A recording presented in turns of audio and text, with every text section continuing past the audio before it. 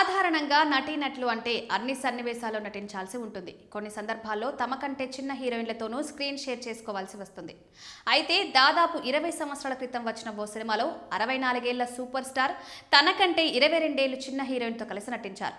వారిద్దరి మధ్యలో close scenes కూడా వచ్చాయి. ఈ సీన్స్ చిత్రీకరణ అనంతరం ఆ హీరో నటికి చేతులు జోడించి క్షమాపణలు చెప్పారట. ఇంతకీ అతడు ఎవరో తెలుసా?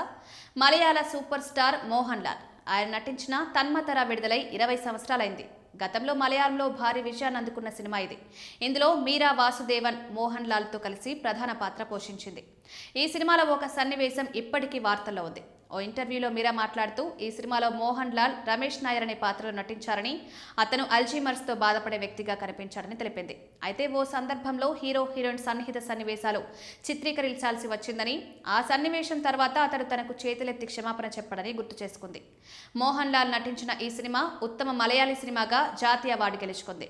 ఈ చిత్రానికి మోహన్ లాల్ ఉత్తమ నటుడిగా కేరళ రాష్ట్ర చలనచిత్ర అవార్డును అందుకున్నారు. ఇప్పటికీ బ్యాక్ టు బ్యాక్ సినిమాలతో బిజీగా ఉంటున్నారు మోహన్ లాల్.